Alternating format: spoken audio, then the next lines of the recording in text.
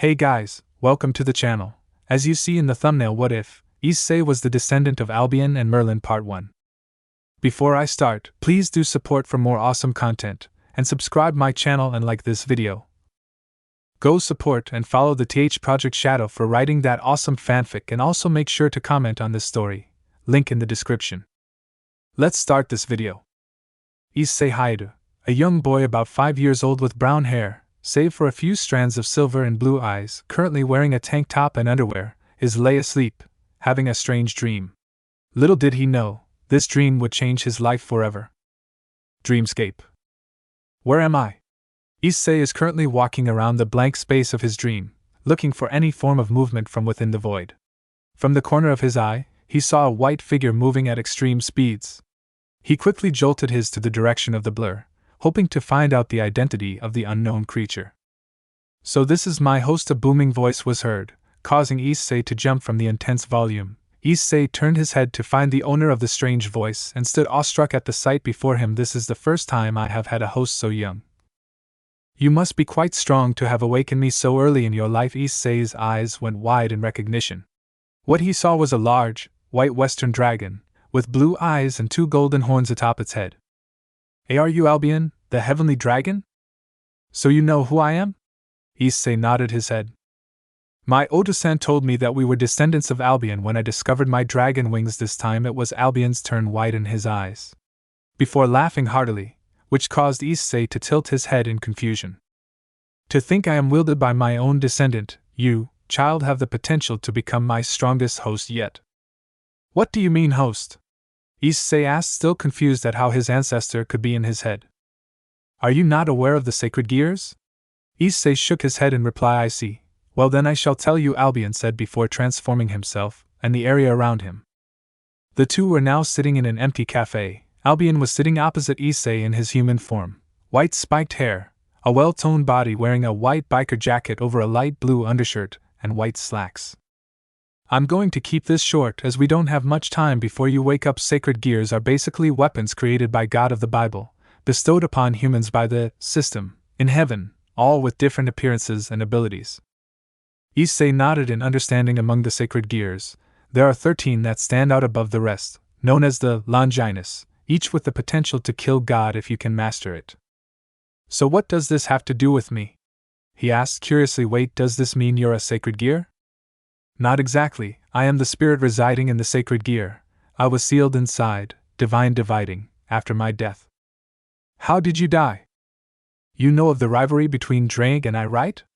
Issei nodded. Well, the fight started during the Great War, when the angels, devils and fallen angels were fighting. The 3 powers saw us fighting and mutually agreed to put a stop to our fight, and killed us both. We were then sealed in sacred gears. Drang was put in the boosted gear, and I in divine dividing. I should tell you now that those who wield our sacred gears are destined to fight, so you should use the early awakening as an advantage to prepare for your encounter with the Red One. Issei nodded before his eyes widened in realization. So you're saying that I have your sacred gear? Albion nodded before looking out of the window. It's almost time for you to wake up. When you do, I will run through the steps on how to activate the sacred gear. Issei nodded. Speak to you soon, partner. Hayato residence. Issei, time to wake up. Breakfast is ready, Issei's mother shouted from the other side of his door. YWNOK Ka-san, Issei said tiredly as he got up from his bed, yawning again as he recalled the events in his dream. Was that all just a dream? That was no dream, partner. Issei jumped slightly at the voice that seemingly appeared from out of nowhere. So it wasn't a dream. I really do have a sacred gear. Yes, you do. But before we activate it, you should probably go downstairs like your Oka-san asked you to. Issei nodded before asking. Should I tell my parents? I've heard that my Two-san was really strong when he was younger, so maybe he can help me train. Albion grunted in agreement before adding. That would help a lot. You said he is my descendant, right? He mentally nods in agreement. Then there's no doubt that he knows of the rivalry between the Sekiryutai and the Hakuryuku, so I'm sure he'll want to prepare you as best he can for your inevitable fight. I see. Hurry up, your breakfast's getting cold. His mother shouted, snapping him out of his conversation with Albion. Coming, he shouted back before getting dressed and bolting down the stairs. As he arrived in the dining room, he saw a woman who looked to be in her late 20s, with brown hair reaching her waist, tied in a ponytail and blue eyes. She was wearing a white blouse and brown pants, with an apron over the top. This woman was Hitomi Hayato, formerly Ambrosius, and as he entered he noticed the angry expression on her face while her hands were planted on her hips as she scolded her son. "What in the world were you doing up there? I called you over 10 minutes ago." Issei gulped nervously while the other person in the room chuckled to himself. He was a tall, well-built man with a head of unkempt silver hair, with blue eyes, wearing a black formal suit, minus the tie which loosely hung around his neck, and the overcoat which was placed on the back of the chair. He folded his newspaper and placed it on the table, while sipping his coffee before speaking. "There's no need to get so mad, Hitomi. It was only 10 minutes, he said before finishing with a smile. His wife sighed. "I know that, Tatsuya, but his lessons begin today. His tutor will arrive expecting a capable student, which won't be Issei if he doesn't eat his breakfast." She turned to Issei and looked at him curiously. "What were you doing anyway?" "I was talking to Albion-san." After he said this, his parents both stared at him dumbfounded as his father spoke. How did you speak to Albion?" "He said that he was sealed in the sacred gear I have inside of me." Both of his parents' jaws dropped when they absorbed this new information. "Say, Albion-san, can we activate the sacred gear yet?" "Sure thing, partner. Just stand in an open space." He nodded before moving to the open corner of the room as his parents looked at him curiously. "What are you doing?" his father asked him. "Albion-san is telling me how to activate the sacred gear." His father nodded. "Now focus your energy on the area where your wings appear, but don't allow your wings to come out." Issei did as he was told. Suddenly there was a bright flash that caused the Hayato family to cover their eyes. When they opened them, Issei's parents looked at him shocked. He noticed this and followed their gaze to his back. There he saw a pair of white wings with blue feathers that looked like they were made of energy.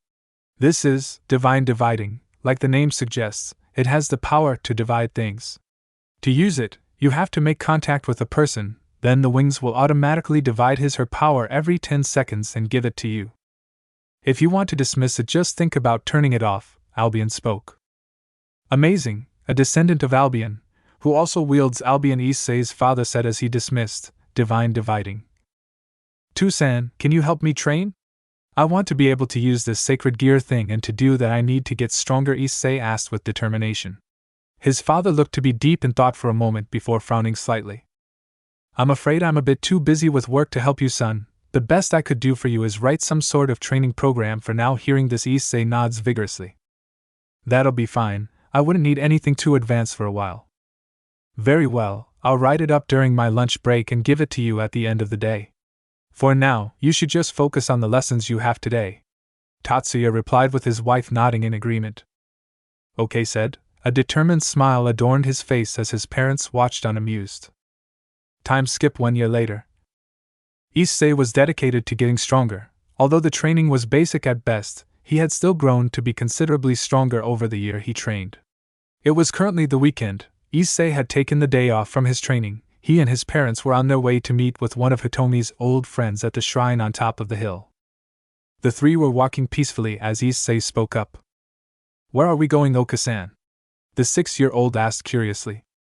"We're going to visit an old friend of mine. She's a shrine maiden at the shrine up the hill," she said while pointing to the top of the staircase leading to the shrine. Issei paled slightly at the number of steps he would have to climb. The Hayato family made their way up the stairs and found themselves staring at a shrine, which looked to have been taken care of extremely well. While the three were admiring the view, they heard a sudden voice. "Hitomi, is that you?" All three looked in the same direction to see a young woman, about Hitomi's height with raven black hair and violet eyes. She was wearing a shrine maiden's outfit, consisting of a white haori with red accents, a red hakama, and a pair of zora with white tabi. Behind the woman was a young girl, about Issei's age. She appeared to be a miniature version of her mother. The same features, with the same clothes, albeit a smaller size. "Hey, Shuri, it's been a long time, hasn't it?" Issei's mother replied with a smile. The girl who was hiding behind the now named Shuri peeked her head around Shuri's leg as a voice was heard from behind the two girls. "Shuri?" Said woman turned around and saw a middle-aged, gruff-looking man with black hair, matching beard and a muscular body. "Who are these people?" "This is my friend, Hitomi from high school, with who I assume to be her husband and son," she said with a questioning glance towards her old friend. "That's right, this is my husband Tatsuya," he waved with a smile as he was introduced, and my son Issei. Hitomi noticed the young girl behind her childhood friend and turned to her son Issei. Honey, she looks like she might be the same age as you, so why don't you go and introduce yourself? Issei nodded before walking slowly forward and bowing. And my name's Issei Hayato. I'm 6 years old. The girl looks up to her mother and walks forward when she receives a nod in return. Akino Himejima, I'm 7, she says timidly. Wanna go play together? Akino's face considerably brightens when he says this. Can we go, please? She asked her parents. They chuckle lightly before replying. Yes, but don't go too far. As she said that, Akino hugged her mother and father before grabbing Issei's hand and running off to play. Shuri watched the two run off together as she whispered into her husband's ear. Do you think she'll show him what she really is? Shuri looks conflicted for a second as he whispers back. If she does, I hope he doesn't think of her any differently. She seems really scared of her other half. He seems like a nice boy, and if he's Hitomi's son, then he probably inherited her kindness too. She shook her head as she spoke to their two guests. Well, shall we go in? I'll make us some tea and we can catch up with each other. The hiatus nodded and followed Shuri into the shrine. Time skipped 6 months. Akino and Issei quickly became best friends after the day they met.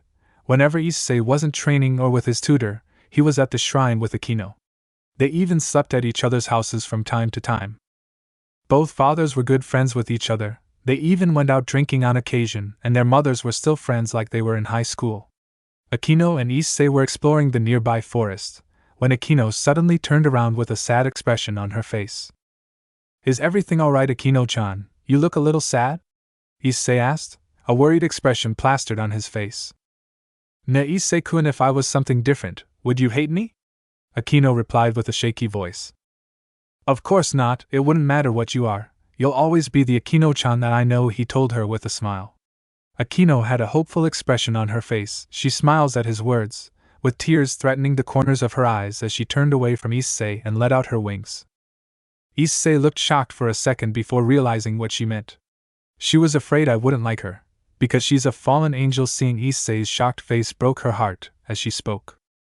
I'm a fallen angel, Issei-san. You must think I'm a freak, she said softly as tears slowly fell from her eyes. She closed her eyes thinking the worst, but promptly widened them in shock as she felt something stroking her wings. Turning around, she saw Issei with a small smile on his face as he slowly caressed the black feathers spread across her back. You're beautiful, Akino-chan, with or without wings. There is nothing wrong with being different. In fact, we're more alike than you think. Akino tilted her head in confusion before they widened once more as Issei released his dragon wings. See, I'm not exactly normal either, I'm a dragon. You aren't a freak, Akino-chan, you are a beautiful person, no matter what you are, he said as she turned to him, wiping the tears from her eyes, wearing the biggest smile he has ever seen. However, while he was busy looking at her face, he failed to notice her edging forward slightly before lunging straight at him and wrapping him in a tight hug, before crashing her lips onto his. Issei went wide-eyed at the sudden act of affection from Akino. Sure, she would constantly tease him to no end, but that was all because she was a sadist, and while she has kissed him on the cheek before, he was shocked to say the least.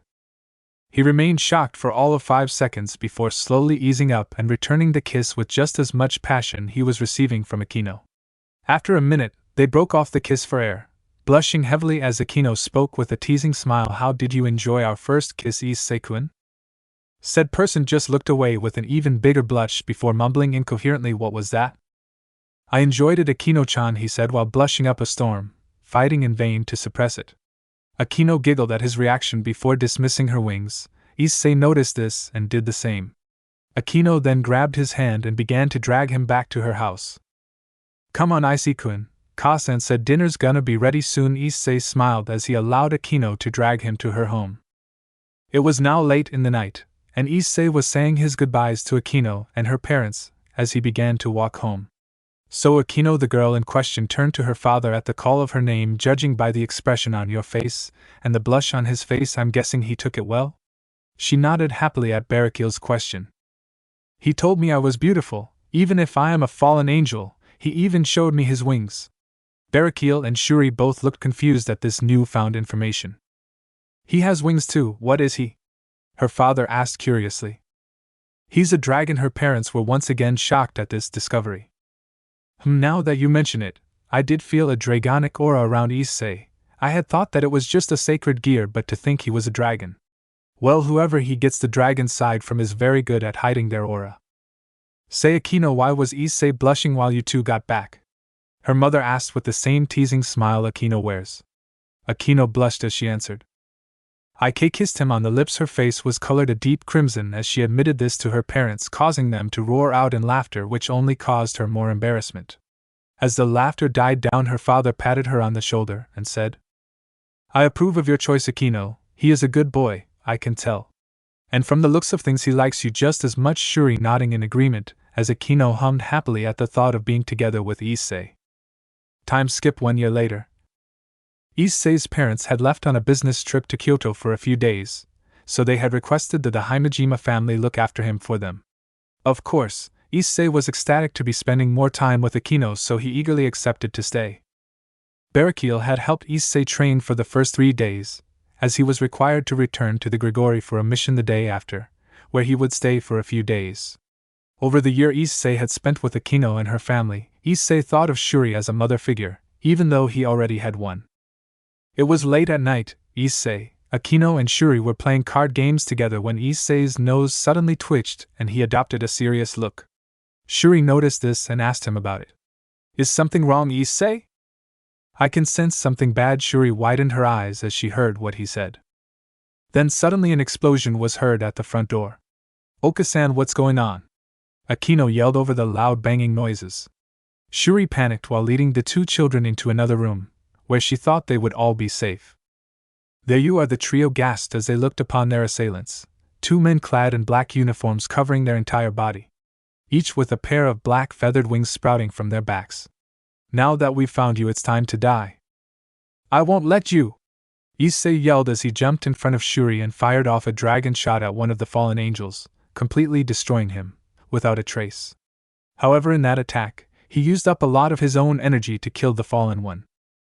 After the attack dissipated, he knelt on the ground in front of Shuri, breathing heavily, hoping to recover enough energy to fight off the second fallen angel. Hey, nice try, boy. All you've done is help me kill you all faster. As he said this, he kicked Issei, sending him towards the wall, which he hit with a sickening thud as a crack was resounded throughout the room.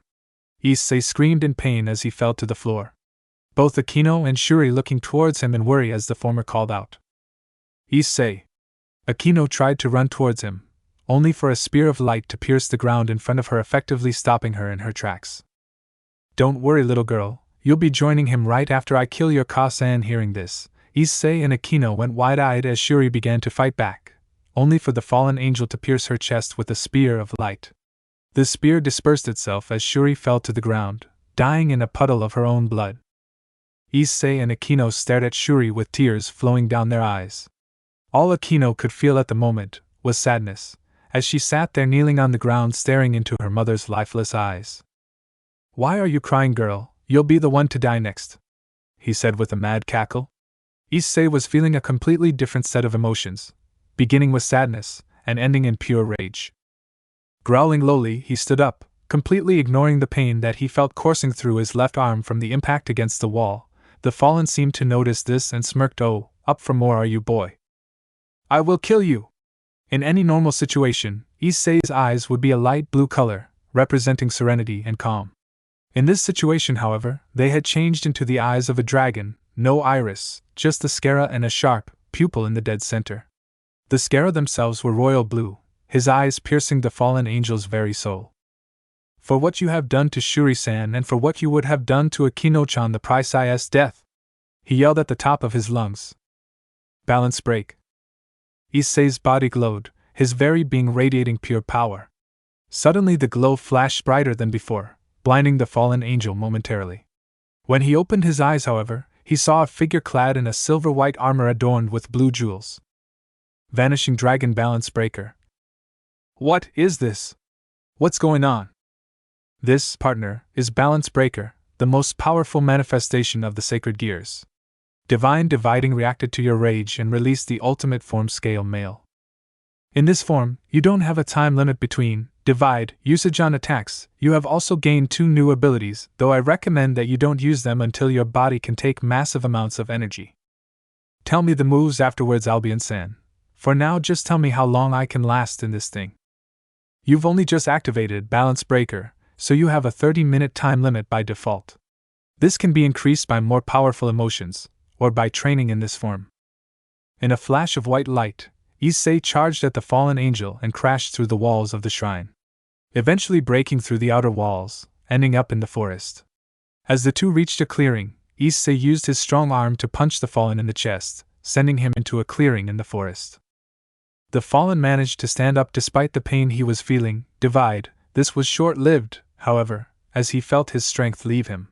Falling to one knee, he was panting slightly, as he struggled to produce a spear of light. After making a spear in both hands, he wasted no time in throwing them at Issei. Divide. Issei easily deflected both spears with his hand. How long until I reach my limit? You have 5 more uses of Divide before your reserves are filled to the brim. Issei nodded before adopting a serious look. Divide, divide, divide, divide, divide. The fallen angel was now lay on the floor, obviously not used to the amount of power being drained from him. He looked up at the armor-clad figure in fear. You killed Shuri-san and you tried to kill Akino-chan for that. You will die.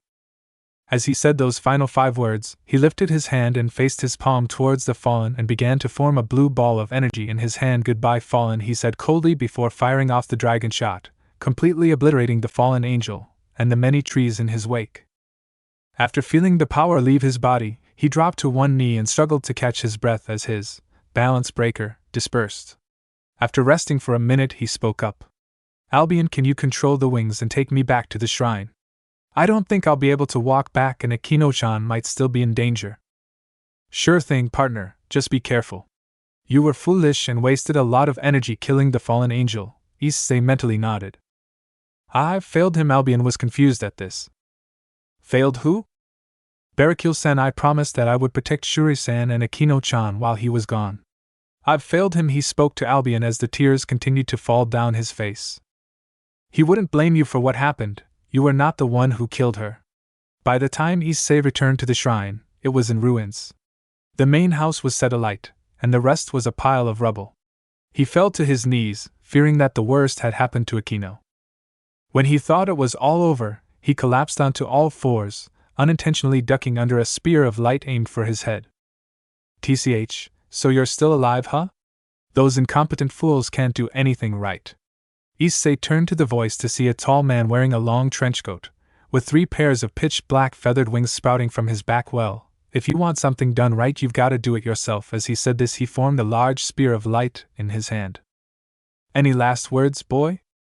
Why did you kill them? Why are you attacking me? The fallen angel laughed loudly at the question. Because, boy, that woman was important to Barakil, and let's just say me and a few others don't like him very much. As for you, my master thinks that you could become a threat to us fallen angels. If you learn how to use that sacred gear, you might join the devil or the angels, then we would have a big problem on our hands. He readied his arms as he finished his lecture. Now it's time to die. He threw the spear faster than Issei could see. He made to dodge the spear by jumping to the left, however he was too slow as the spear pierced his right shoulder. Aag, Issei cried out in pain as he fell to the floor, clutching the wound as the spear dispersed. Oh, so you survived that one, eh? Well, you won't live through the next one. He created a new light spear and threw it, aiming to pierce Issei's chest. Before it could reach him, however, the spear suddenly exploded. Get away from my son! An angry voice yelled. Both Issei and the fallen looked towards the voice to see Hitomi with her hands stretched outwards and Tatsuya flying towards the fallen quicker than anyone could comprehend. As he reached the man, he swiftly sent a punch to the fallen's face, sending him flying towards the rubble. Issei, are you alright? Hitomi asked as she ran towards her son with tears in her eyes, gasping as she noticed the wound in his shoulder and began to heal it. Turning around, she saw her husband exiting the shrine. He walked over to check on them. Is he alright? He asked with concern in his voice as he gazed upon his son's prone form. He'll be fine, I've already healed the wound. He just needs to rest for now. Any news on Shuri or Akino? He shook his head, before adorning a sad expression on his face. Shuri, she's dead, with a gaping hole in her chest. As for Akino, I can't find her anywhere. It's like she just disappeared.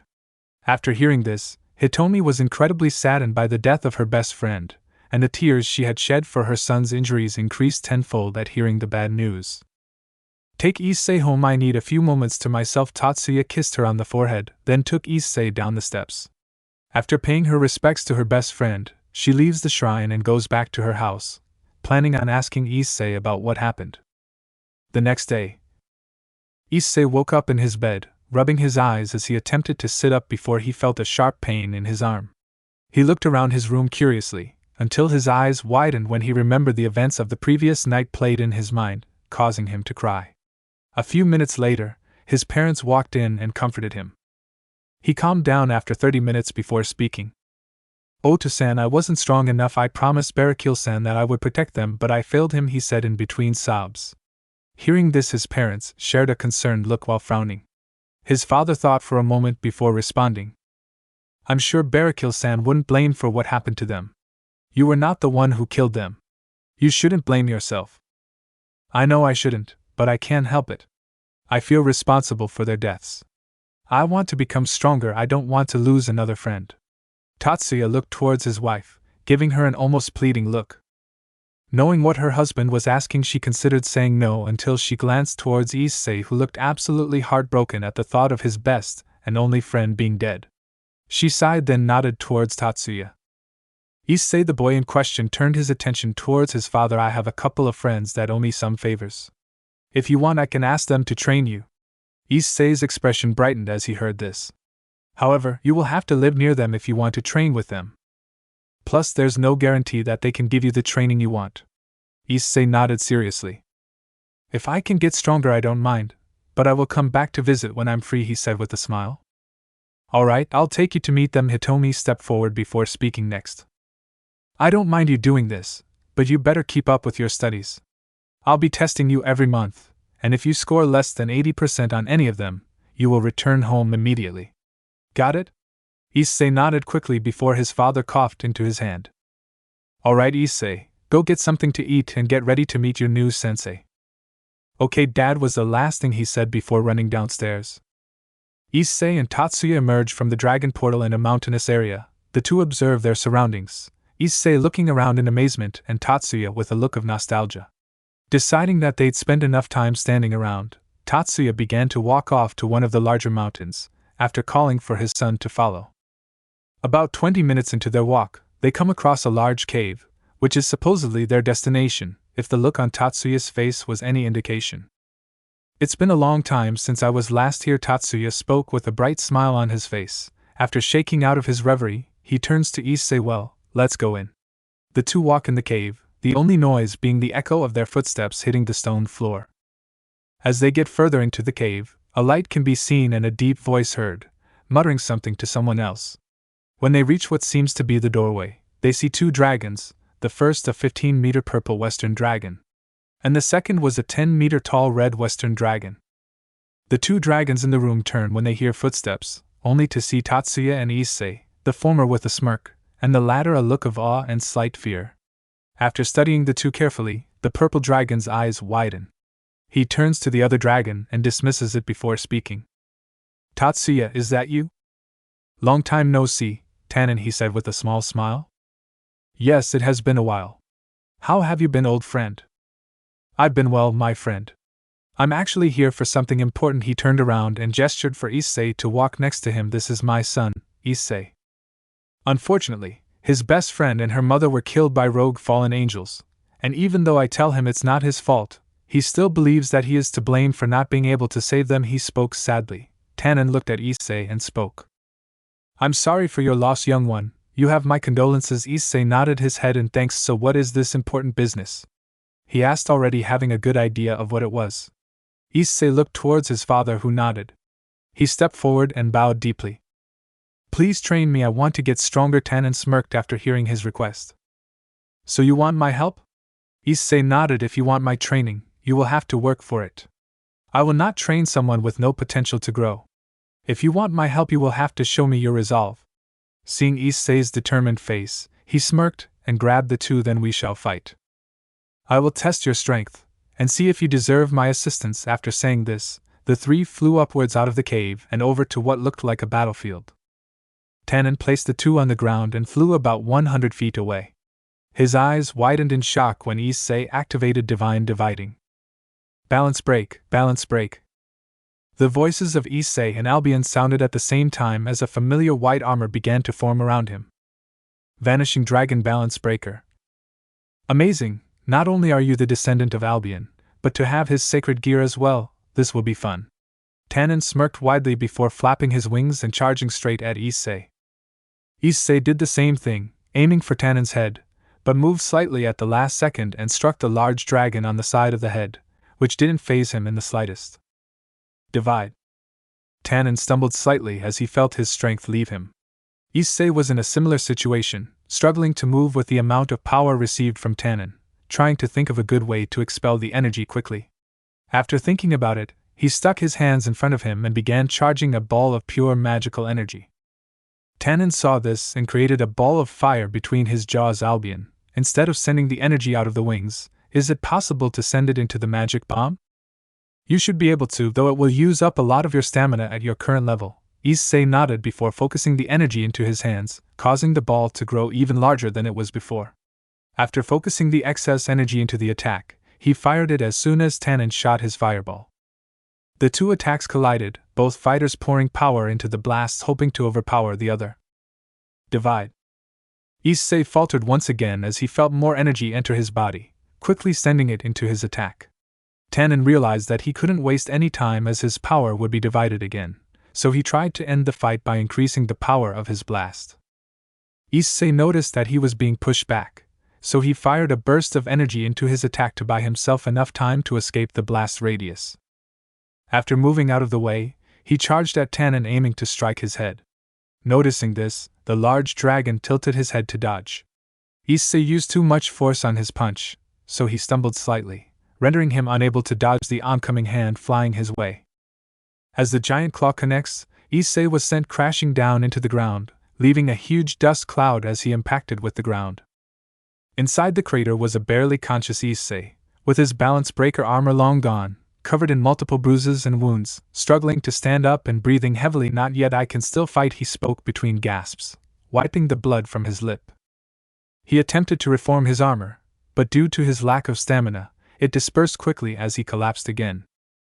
That is enough, Tannin called out as he and Tatsuya landed near the crater. Issei was in. You may rest now, child, you did exceptionally well for one so young. That blast would have hurt if I didn't counter it. Issei smiled at the praise he was given. You have the potential and resolve to become the strongest hacker Yoku to date. I will gladly train you. Issei smiled before finally passing out. Thank you, Tannin, you have my sincerest gratitude, Tatsuya said while he picked up his son. It's no problem, Tatsuya.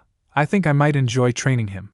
We will begin on the Monday of next week, so bring him back here on Sunday so he can get settled into his new home. Tatsuya nodded. Is it alright if he can take the weekends off, so we can see him then? Of course. Thanks. Do you still have the special ring I used for my own training? Yes, it's still where you left it. I will give it to him before we officially start. Tatsuya nodded again. By the way, why not ask her to help train him? Maybe I could ask her. Not until Issei's older though. You know how Tiamat is, she'll see it as a waste of time unless he can put up a good fight. I suppose you're right.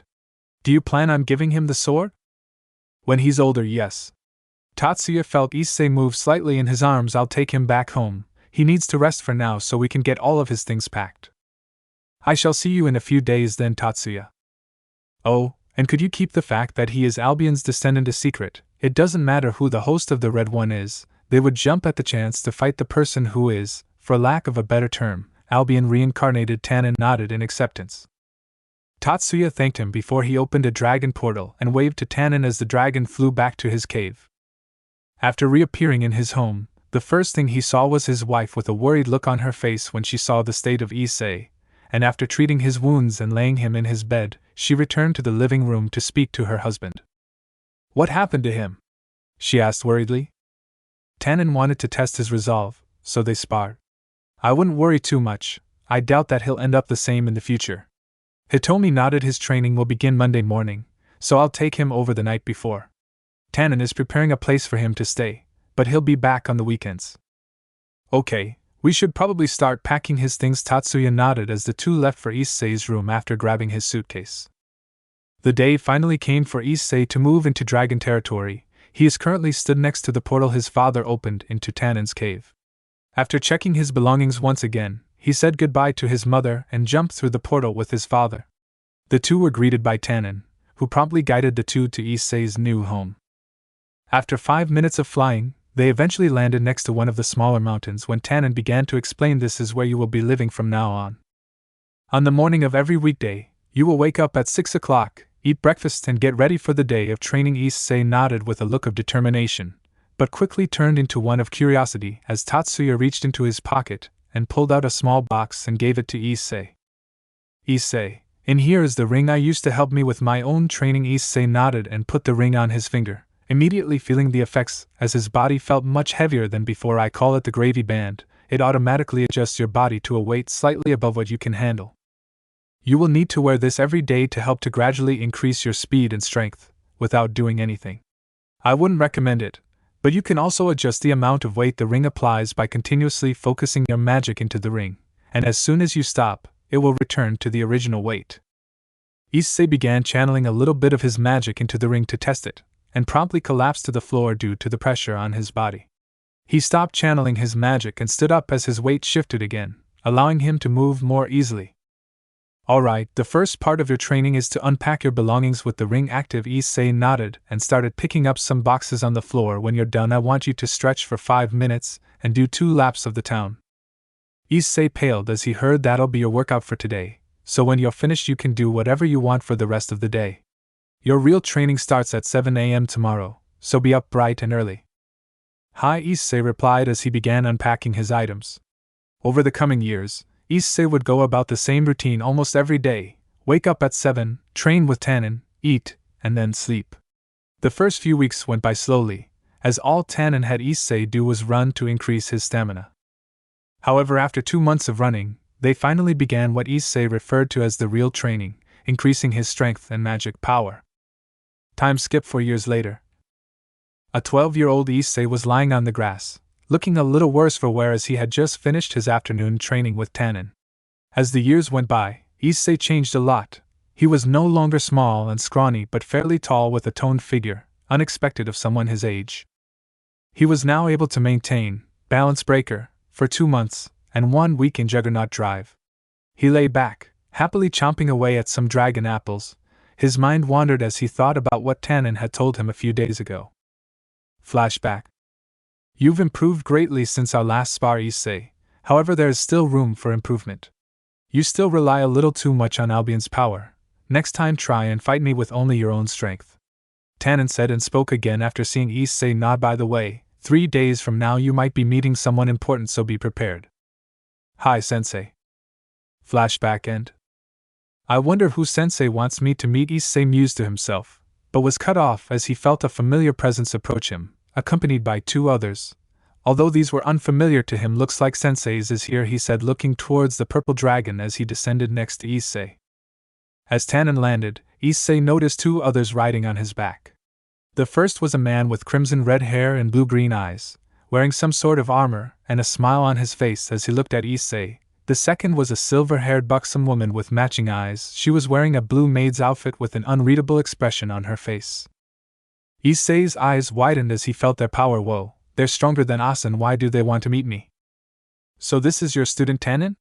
The man asked, his eyes never leaving Issei. Yes, this is Issei Hayadu, the current Hakuryuka. Tannin replied as he smirked at Issei's confused expression. The man seemed to notice this as well as he moved to introduce himself to the boy. Ah, where are my manners? I am Sirzex Lucifer, one of the 4 Maou. And this is my wife Graphia. The now named Graphia pulled out a harisen and swiftly delivered a strike to the back of Sirzek's head as she spoke. My name is Graphia Lucifuge, head maid of the House of Gremory. I apologize for my master's joke. Nice to meet you both. My name is Issei Hayadu. Please take care of me from now on, he replied with a bow. Sensei, are they here to spar or something? Before Tannin could reply, Sirzek's smile widened.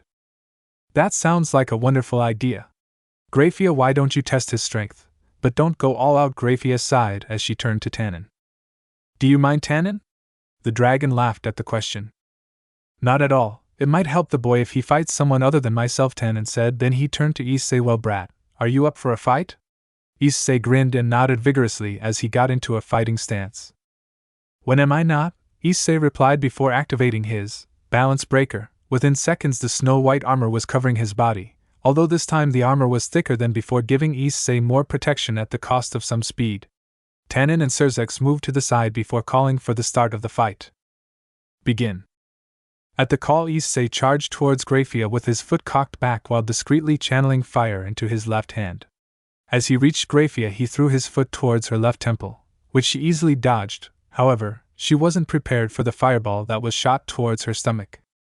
The fireball connected and Graphia was blasted away from Issei. After regaining her balance, she began to form a large ice spear and fired it at Issei, whose response was to create a barrier to block the spear. The attack collided with the barrier and struggled in an attempt to overpower it. Of course, if Graphia was using her full power, Issei would be dead by now. The spear and barrier both exploded, causing a cloud of smoke to appear. Issei took advantage of this and shot towards Graphia, and sent a punch towards her abdomen too fast for her to dodge. As he connected, she flew back and landed on her feet. Divide. She stumbled as she felt the power leave her body before regaining her composure. She lifted her hands above her head, creating multiple ice spears in the air above her.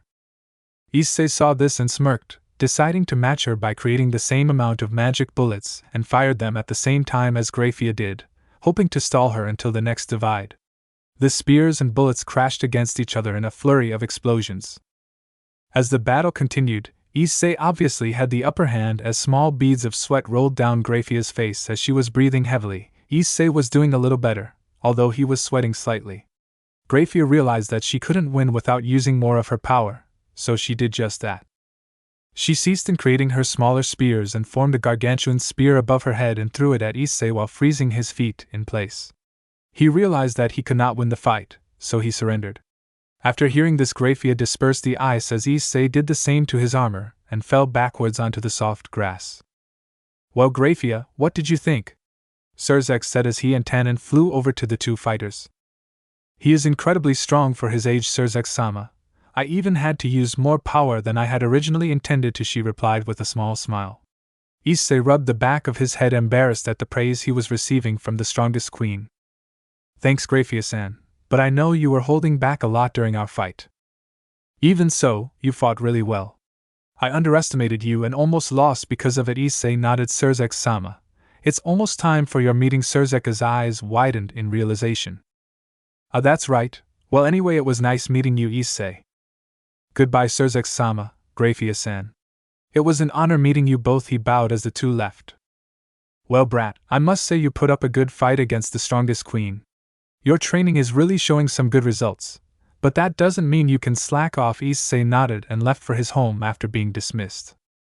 Thus concluded his encounter with the Maou Lucifer and the strongest queen, and as he lay in his bed, he had begun thinking about Aquino and his fight with the fallen angels. 3 days had passed since the Hayate family had arrived in Rome, and the trio had just finished lunch at a nearby restaurant. Issei had opted to separate from his parents, who were on their way to a museum, to do his own sightseeing in the other part of town.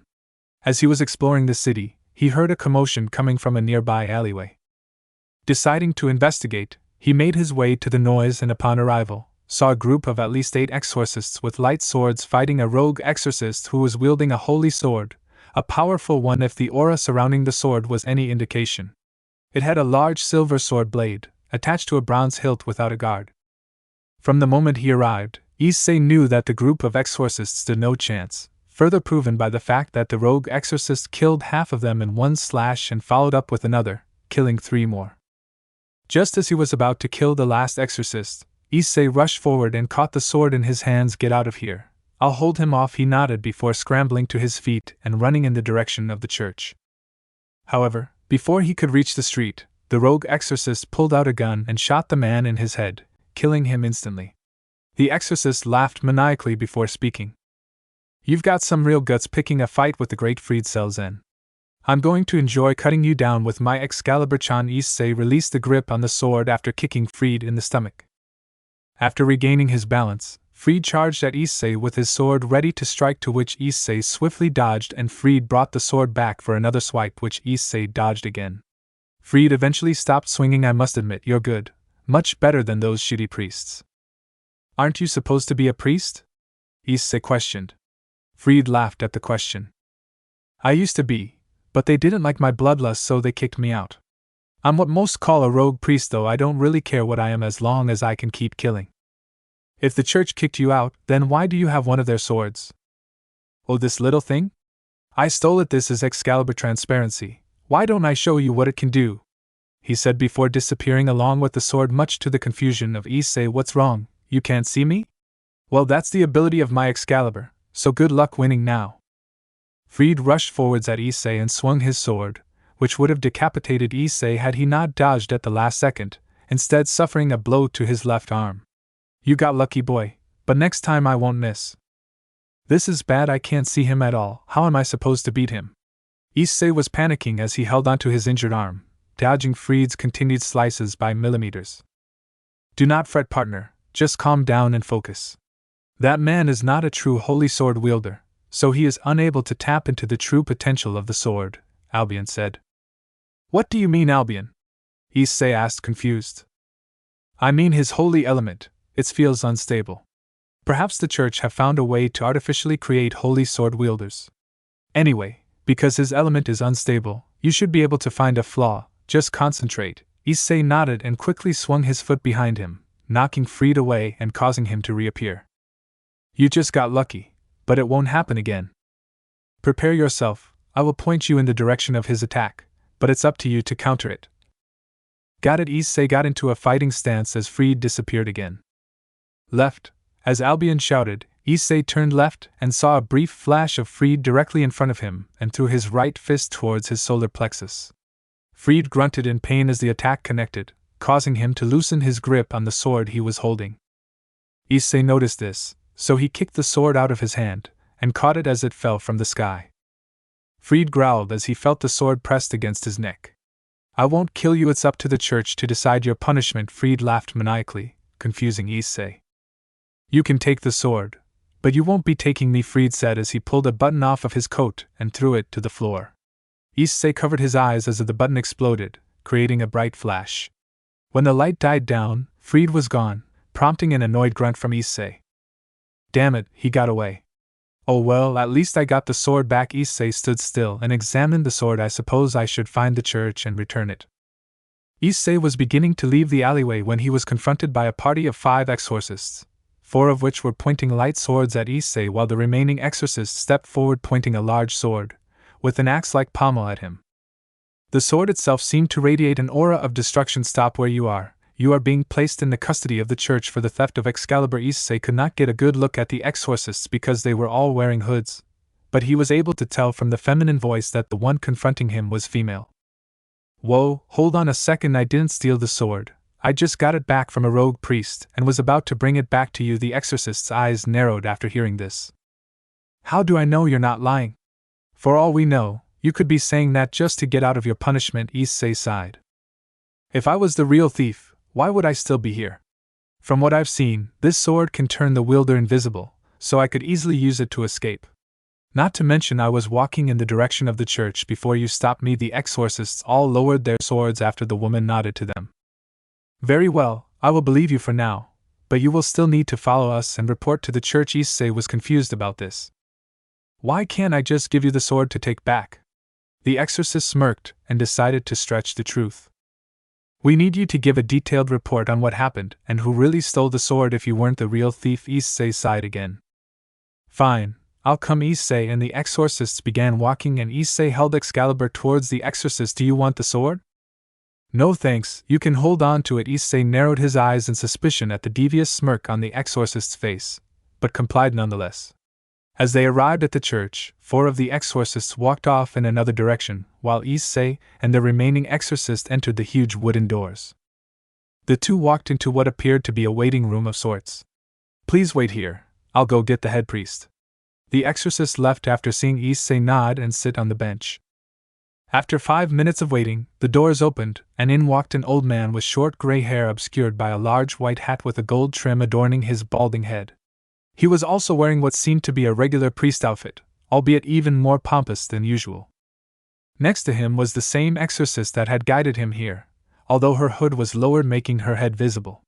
In the place of the once threatening exorcist stood a beautiful young girl, sporting a head of long, blue hair with a strand of green falling down the right side of her face.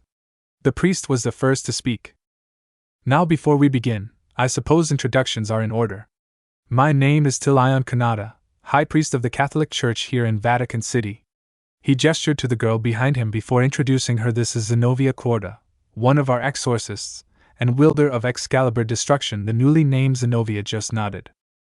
Issei Hayadu, nice to meet you. I was told you wanted to talk about the guy who stole Excalibur transparency? Yes, could you tell us about what happened in full? Issei nodded and told them about the fight with the rogue exorcist. Zenobia was the first to speak again. Fried Selzene? The rogue priest who was excommunicated for killing his own comrades. To think he's come back. What shall we do? She asked, directing the question to Tilion. For now we need to consult the Archangel Michael-sama about this.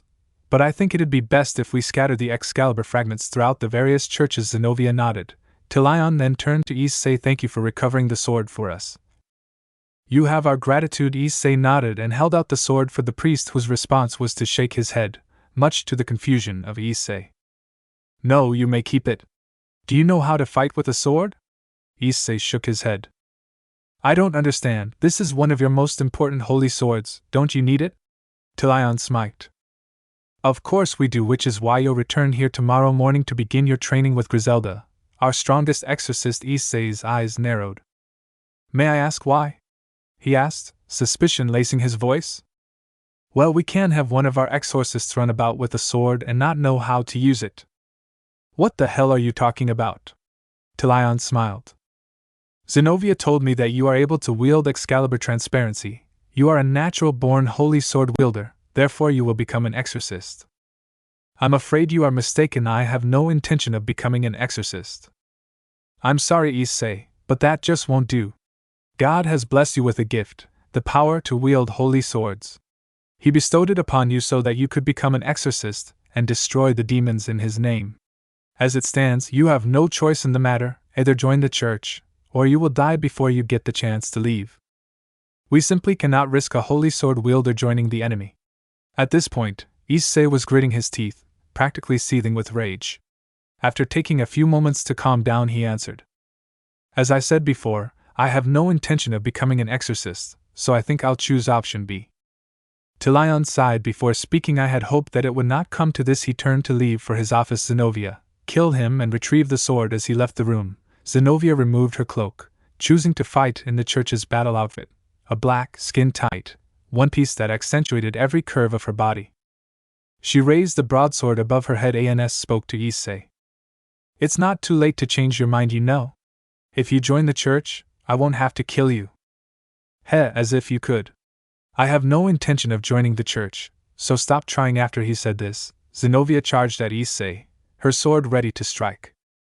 Before she could swing, however, she was intercepted by Issei's foot and crashed into the wall at the opposite end of the room. Here, take the stupid sword. I'm just going to leave. He threw the sword to Zenobia's feet and walked towards the exit, only to be intercepted by a large number of exorcists. Damn it. Albion, any suggestions? Simple, just fly out. I know you're trying not to draw any attention to yourself, but this seems to be the only way to solve it without violence or risk of casualties. Other than that, you could try surrounding yourself in magic power and charge through them all. Sigh. Very well. The exorcists began to surround Issei, but a bright flash caused them to avert their eyes, and before they could react, they were bowled over by a figure donning a pair of white wings, surrounded by a golden aura. Well, it's been fun, but I really have to go. The exorcists all looked on in defeat as they watched the boy they were supposed to kill simply stroll out of the front doors like nothing happened. As the exorcists were recovering, Zenobia ran straight for the high priest's office. Tilion-sama, the boy escaped. At hearing this, the high priest shot out of his chair. He what? How did this happen? I seem to recall there being at least 40 other exorcists in the main hall. He was too strong. He knocked me down and charged through the others like they were nothing. Tilion just rubbed his temples and thought. Where is he now? Last I saw, he just walked out of the church. That wasn't very long ago. Send out our best exorcist at once. He cannot be allowed to live. If the devils or the fallen angels get him on their side, It could spell trouble for us. Shouldn't we inform Michael-sama? With the angels aiding the search, surely we can find and kill him easier. No, there is no need to bother Michael-sama with something as menial as this. Just do as I asked and inform me if you find him. Yes, Tillion-sama. Zenobia bowed and left to inform the other exorcists. What Zenobia didn't know was that Michael did not condone the act of killing people who refused to join the church. Meanwhile, Issei had just returned to his hotel room. Walking through the door, his parents greeted him with a smile, which quickly morphed into worried looks as they noticed the still bleeding wound along his left arm. His mother was the first to speak. What happened to you? Issei winced as he rubbed his ears in pain. Can you patch me up first? My arm is starting to hurt. After getting his arm bandaged, he told his parents about what happened, from the encounter with the rogue priest to the church attempting to kill him. Fortunately, he and his father were able to quell Hitomi's rage and stop her from potentially destroying the church and killing the people responsible. The remaining days spent in Rome weren't very eventful. Issei had chosen to remain inside for the majority of the time, due to the exorcists searching for him. Time skipped 1 month. A month after returning from Rome, Issei and his father stood in the middle of an ominous forest. Looking up, he could see the sky was a dark purple color, a crescent moon illuminating the landscape. The two were currently trekking through the cave, supposedly searching for a cave of some sort. Where are we, Oto-san? We are in the familiar forest. Devils come here to create a pact with familiars. We are here to see an old friend of mine. Now that you're stronger, hopefully she'll help train you. But I've already got Tannin-sensei to teach me. Why do I need another teacher? Believe it or not, she's even stronger than Tannin. She also has a sword of mine for safekeeping. Even if she doesn't say yes to helping you, we can get the sword. The two eventually reached a clearing in the trees and stood in front of a large cave. She's in here, Issei. You might want to get ready, just in case she wants to test your mettle. Issei nodded and began stretching as Tatsuya stepped forward. He whistles loudly into the cave. Hello? Anyone home? After he shouted, a pair of yellow eyes can be seen in the darkness. A grunt is heard as a large blue western dragon steps out of the shadows. It's been a long time since you were last here, Tatsuya. Indeed it has, Tiamat. Thanks for watching this video. If you really enjoy this video, like, subscribe, and comment down below, and turn on that bell notification. Don't forget to support and follow the ThProjectShadow for writing that awesome fanfic, and also make sure to comment on this story, link in the description. See you in the next video. Goodbye.